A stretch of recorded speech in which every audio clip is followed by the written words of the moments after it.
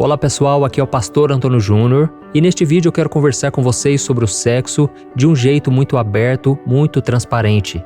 Eu tenho certeza que se você ficar até o final, muitas dúvidas serão esclarecidas e eu quero falar de um jeito bem simples, bem fácil de entender. Irmãos, eu fico impressionado como as pessoas têm bloqueios nessa área e isso prejudica muito o casamento. Uma vez o pastor me disse que um irmão da igreja dele ligou para ele desesperado, pedindo para que o pastor fizesse uma oração de libertação para a esposa, porque ele falou que a sua mulher estava com um demônio no corpo e era o demônio da pombagira. E aí o pastor procurou saber o que estava acontecendo e ele disse que a sua esposa apareceu na frente dele toda sensual, usando lingerie. Irmãos, naquela hora o pastor me contou aquilo e eu comecei a rir, mas ao mesmo tempo eu vi o quanto isso é sério. O quanto a religiosidade tem impedido as pessoas de receberem a bênção de Deus. E aí tem muitos homens e mulheres que dão uma de legalista, que não pode nada, não me toque, mas aí quando eles estão sozinhos, são viciados em pornografia, e isso sem falar daqueles que traem o seu cônjuge. Irmãos, vamos ser sinceros aqui, muitas pessoas passam o tempo todo pensando em sexo, e isso não é por acaso, já que esse assunto está em todo lugar. Basta você assistir os filmes, as séries, basta você acessar a internet principalmente, ou então se reunir numa roda de amigos e aí sempre as pessoas comentam sobre isso. E no meio cristão isso também não é diferente, viu? Só que temos uma conduta diferente, principalmente envolvendo o sexo fora do casamento. Eu me lembro quando eu comecei a frequentar a igreja no ano de 2002, foi quando eu me converti, e eu me lembro que eles trouxeram ensinamentos da Bíblia mostrando que o sexo antes do casamento é pecado. E graças a esses ensinos, eu tomei a decisão de esperar o casamento. Eu me casei virgem com 29 anos e hoje eu agradeço ao Senhor por essa decisão. A minha esposa também se casou virgem, mas eu sei que a grande maioria não consegue esperar até o casamento. E isso não invalida a palavra de Deus, porque se você obedecer ao Senhor, com certeza você vai colher frutos. E mesmo se você cometer pecados e se arrepender, a promessa do Senhor é que o sangue de Jesus te purifica de todo pecado. Amém? E aí, quando as pessoas se casam, muitos pensam que agora está tudo liberado, podem fazer o que quiserem, e eu vou te mostrar na palavra de Deus que existem pelo menos 4 tipos de sexo proibidos, tá bom? Mas antes de começarmos, eu quero pedir que você se inscreva aqui no meu canal. É só você clicar no botão abaixo do vídeo, inscrever-se, e do lado vai aparecer um sininho. Clica também nesse sininho para você receber todas as notificações sempre que eu colocar um vídeo novo. Todos os dias às 5 horas da manhã, 4 horas da tarde e 8 horas da noite, eu tenho colocado mensagens novas, orações, tudo para te fortalecer. Então venha caminhar junto comigo, ok? Irmãos, antes de qualquer coisa, eu preciso deixar algo muito claro. Não é pecado sentir prazer e gozar com seu cônjuge, tá bom? Eu falo isso porque muitas igrejas têm esse assunto como tabu, e eles pregam de um jeito que dá a impressão de que a pessoa está fazendo algo errado, e então o casal se sente sujo, mesmo estando debaixo da bênção de Deus. E um dos principais motivos disso é porque as pessoas ficam pensando, mas o que será que Jesus faria no meu lugar? E como Jesus não se casou e, é claro, não teve relações sexuais, as pessoas acham que o sexo é algo carnal e impuro. Então elas pensam, se Jesus não se envolveu nessa área, deve ser porque é pecado ou porque não é algo importante. Mas irmãos, deixa eu falar uma coisa aqui. Nem sempre a gente pode basear a nossa vida no que Jesus faria, porque Jesus não faria muita coisa. Por exemplo, Jesus não teve relações sexuais, não porque era algo negativo e que o afastaria do Pai, mas porque ele viu o sexo como fruto de um casamento. E ele não casou porque a sua única missão era morrer na cruz pelos pecadores. Por isso, nós temos que viver a nossa vida baseados no que Jesus fez e no que Jesus ensinou. Amém? Jesus não era um pecador como nós somos, ele não foi salvo pela fé como nós fomos, ele não está separado de Deus como nós estávamos por causa do pecado. Ou seja, Jesus está em outra categoria. Então nós temos que focar no que Jesus ensinou. E o que será que a sua palavra tem a nos ensinar sobre o sexo dentro do casamento? No primeiro livro da Bíblia, o livro de Gênesis, nós vemos que Deus criou o homem e a mulher como seres sexuais, e isso não é pecado. Foi Ele quem criou o nosso corpo com os órgãos genitais para termos relações sexuais e nos reproduzirmos. E quando acontece a relação entre o homem e uma mulher, eles se completam e se tornam uma só carne. E lá no livro de 1 Coríntios, capítulo 7, o apóstolo Paulo ele fala muito sobre casamento e sobre sexualidade. Paulo diz, por exemplo, que o homem casado, ele não deve se dedicar somente à obra de Deus, mas ele deve também cuidar das coisas do mundo para agradar a sua esposa. Ele aconselha também que o marido e a mulher não fiquem muito tempo sem relação sexual, a não ser se eles forem jejuar. Mas essa pausa no sexo não pode durar muito tempo, viu? Porque Satanás pode se aproveitar disso para tentar o casal e fazê-los cair em tentação. Irmãos, nós precisamos entender que a falta de sexo, ela pode gerar sim abstinência, ou seja, o corpo começa a sentir falta. E quando isso acontece, a pessoa fica mais vulnerável a agir de acordo com seus instintos carnais. Eu não estou dizendo que ela tem que agir de acordo com esses instintos, mas é algo que pode acontecer. E o diabo sabe muito bem disso. E isso explica porque muitas pessoas tomam decisões erradas ao agir por impulso e depois elas se arrependem profundamente disso. E por isso, antes de falarmos sobre os 4 tipos de sexo proibidos no casamento, eu quero fazer uma reflexão com você a respeito do adultério. Eu acredito que todos nós já ouvimos aquela frase, quem ama não trai, não é verdade?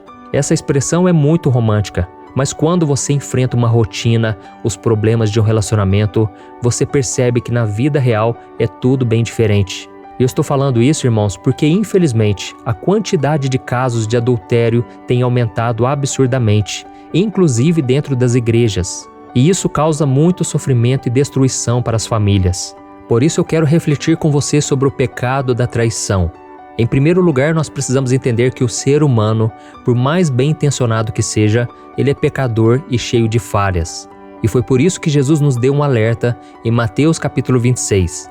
Veja o que ele disse. Vigiem e orem para que não caiam em tentação. O espírito está pronto, mas a carne é fraca. Irmãos, todos nós somos constantemente seduzidos pelas propostas deste mundo e nós precisamos vigiar o tempo todo para não cedermos às tentações. E é por isso que nem mesmo o amor entre um homem e uma mulher, por si só, é capaz de impedir que uma traição ocorra. Existe uma grande ilusão que engana muitos maridos e esposas. Eles pensam que quem ama o seu cônjuge jamais sentirá atração por outra pessoa. Mas como eu disse agora mesmo, o ser humano é falho e a própria palavra de Deus afirma que a nossa carne é fraca. Por isso, irmãos, nós precisamos vigiar, porque a verdade é que aquilo que os olhos cobiçam, a imaginação vai longe. E se a pessoa não cortar esses pensamentos, ela pode um dia sim cair em tentação. Veja o que está escrito em Tiago capítulo 1. Cada um, porém, é tentado pela própria cobiça, sendo por esta arrastado e seduzido. Então a cobiça, tendo engravidado, dá à luz o pecado, e o pecado, após ter se consumado, gera a morte. Olha isso, irmãos, enquanto nós estivermos nesse corpo carnal, nós podemos sentir atração por alguém do sexo oposto. Podemos nos encantar com um sorriso, um corpo bonito, uma voz, um olhar, uma personalidade. E se não bastasse a nossa fraqueza carnal, nós somos alvos de um bombardeio da mídia e da cultura que promove a infidelidade, o sexo fora do casamento, a mulher como objeto sexual, aquela imagem do homem pegador, galanteador e por aí vai. E aí você junta tudo isso com um pouco de pornografia, com a desatenção no casamento, e aí nós começamos a entender mais por que muitas pessoas traem, mesmo amando a outra pessoa. E eu quero ler para você mais um versículo que está em 1 Pedro, capítulo 5. Olha o que ele disse. Sejam sóbrios e vigiem. O diabo, o inimigo de vocês, anda ao redor como leão, rugindo e procurando a quem possa devorar. Olha isso, irmãos. Satanás está sempre alerta, pronto para pegar aqueles que não buscam a Deus e que só querem os prazeres que o mundo oferece. E eu te falei todas essas coisas porque nós precisamos deixar de lado qualquer tipo de ilusão para nós encararmos a realidade, encararmos a verdade. Amém? Por isso você que é marido ou você que é esposa, saiba que você é um ser humano e por isso você tem a inclinação para fazer o que é errado.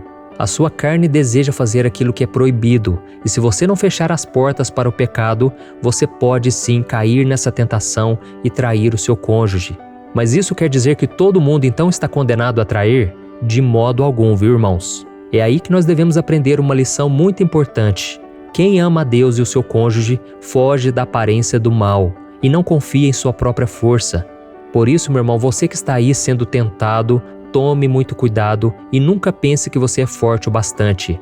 A Bíblia diz que aquele que está de pé, vigie para que não caia. E o conselho que eu te dou é, não queira enfrentar a tentação, fuja dela, tá bom? E busque também conversar mais com o seu companheiro, tente resolver os problemas ao invés de fugir deles. E principalmente tenha o temor de Deus. Eu sei que muitas pessoas acham que temer a Deus é ter medo dele, mas não é nada disso. Ter o temor no seu coração é ter reverência e respeito ao Senhor. É entender que Deus não aprova o pecado e que Ele disciplina os filhos que o desobedecem. Por isso, se você seguir esses conselhos que eu te dei, a traição nunca fará parte da sua vida, tá bom?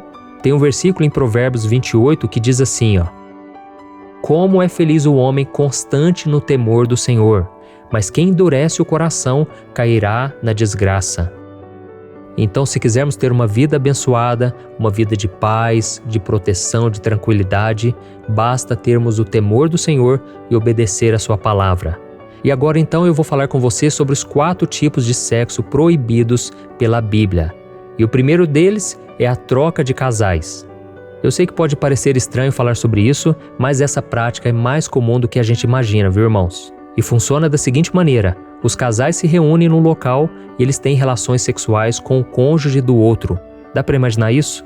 E aqueles que praticam esse tipo de coisa afirmam que esse ato faz bem para o relacionamento porque aumenta a confiança e a liberdade entre os cônjuges. Porém, isso nada mais é do que adultério.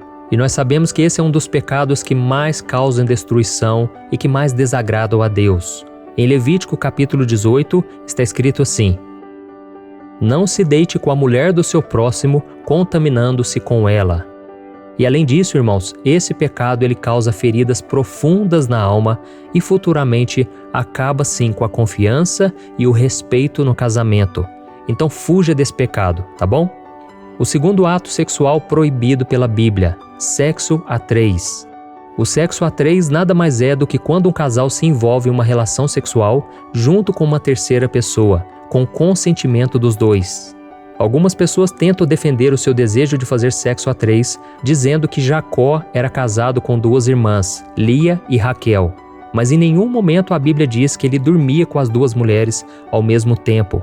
E nós vemos que a poligamia, o fato da pessoa casar com várias mulheres, era permitido no tempo da nação de Israel, mas nunca foi a perfeita vontade de Deus. Deus nunca aprovou a poligamia e nós vemos no Novo Testamento que o homem tem que ser marido de uma só mulher.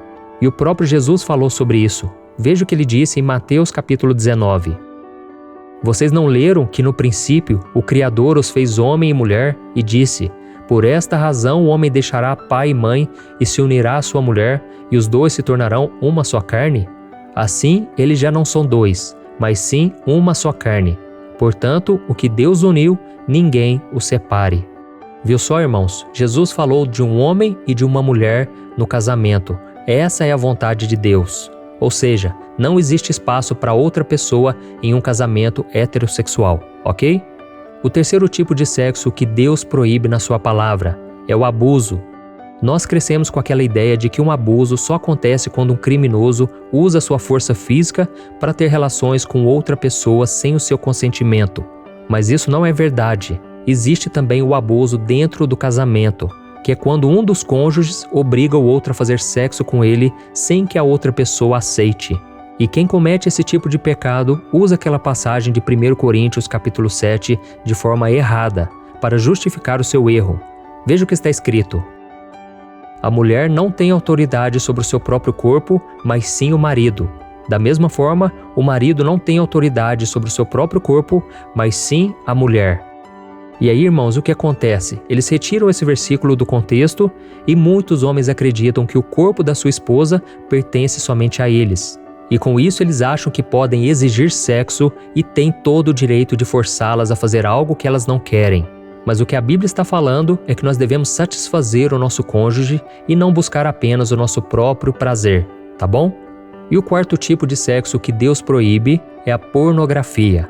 Apesar de não ser um ato sexual em si, esses outros tipos de sexo proibidos geralmente são estimulados pela pornografia. E muitos casais cristãos dizem que assistem filmes pornográficos antes e durante a relação sexual para apimentar o relacionamento. Mas por mais que os dois gostem disso, a pornografia pode ser algo muito perigoso. Porque quando a pessoa assiste um filme ou qualquer outro tipo de material pornográfico, a pessoa pode estar abrindo brechas para que o inimigo destrua o relacionamento. E a Bíblia diz que nós devemos manter a pureza no casamento. Olha o que a Bíblia diz. O casamento deve ser honrado por todos, o leito conjugal conservado puro, pois Deus julgará os imorais e os adúlteros.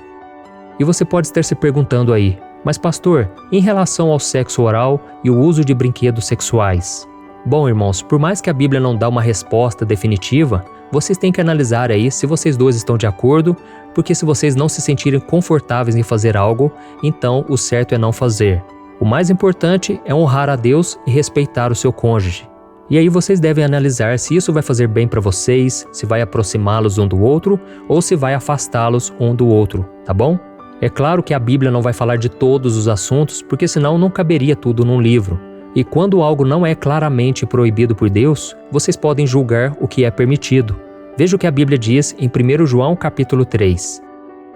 Amados, se o nosso coração não nos condenar, temos confiança diante de Deus e recebemos dele tudo o que pedimos, porque obedecemos aos seus mandamentos e fazemos o que lhe agrada. Tá, mas em relação ao sexo anal, por exemplo? Aí, irmãos, isso é algo que nosso corpo não foi feito para isso e até os médicos alertam sobre as várias complicações que podem ter, as doenças que isso pode causar, tá bom? Então, como vocês ouviram aqui nessa mensagem, o sexo dentro do casamento não é pecado de jeito nenhum, não é sujo, não é errado vocês sentirem muito prazer e também o sexo não é somente para reprodução, tá ok? Ele foi criado por Deus para nos dar prazer e se você quer ser muito abençoado, fique longe de qualquer forma de promiscuidade, de coisas que realmente desagradam a Deus. Escolha viver um relacionamento com respeito, com amor, os dois têm que estar de acordo com tudo e com certeza vocês serão muito felizes, estarão cada vez mais próximos, íntimos um do outro e isso vai ser bênção para todos vocês. Amém? Se você gostou dessa mensagem, eu quero pedir agora que você compartilhe no WhatsApp. Envie para os seus amigos, irmãos na fé, vamos compartilhar a palavra de Deus, porque ela traz luz, ela traz paz ao nosso coração. Glória a Deus. Eu te espero então no próximo vídeo, que Deus te abençoe.